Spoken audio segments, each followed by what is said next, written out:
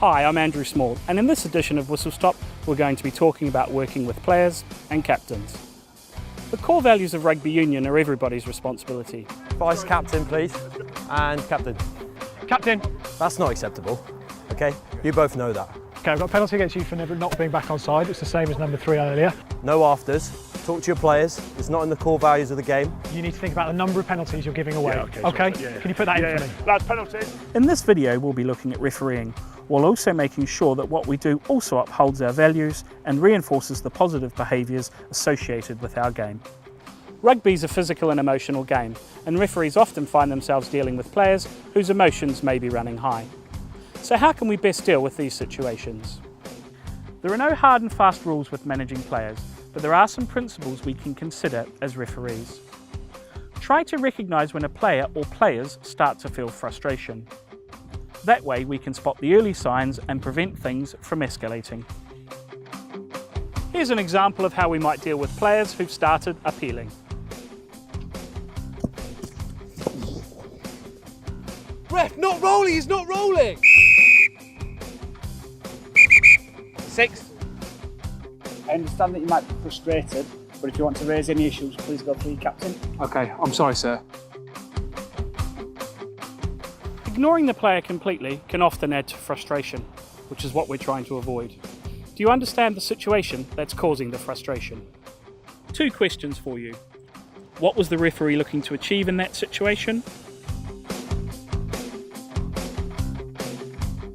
And what did you think of his manner and tone in which he spoke to the player? We want players to manage their behaviour positively in a competitive, physical and emotional environment. That's not always easy. Try to acknowledge and be respectful if a player tries to engage with you. Communication is a two-way process. Be polite and respectful, and this should be returned.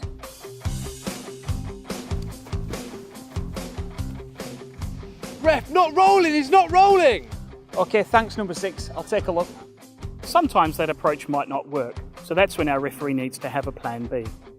Look at what happens with a different tone and voice and a challenge is made to the referee. Oh, ref, still not rolling, still not rolling! 6. I've asked you not to wave your arms. Captain.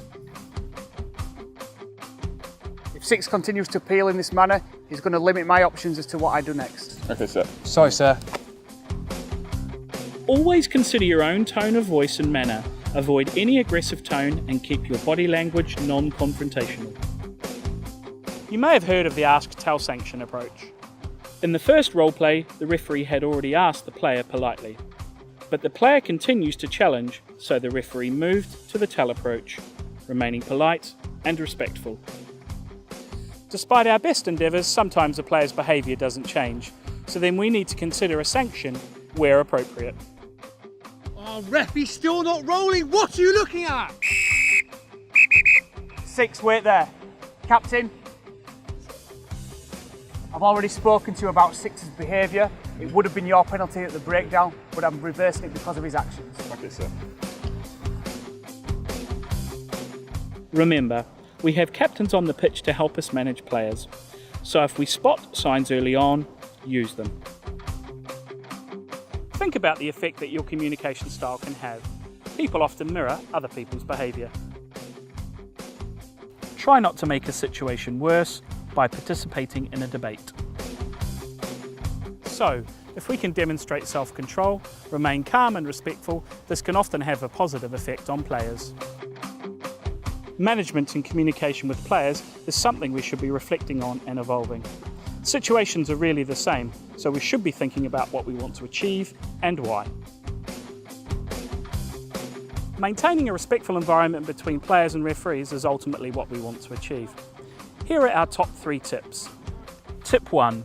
Try and recognise early signs that could lead to flashpoints later on. Tip 2. Reflect on your own communication style and manner. Tip 3.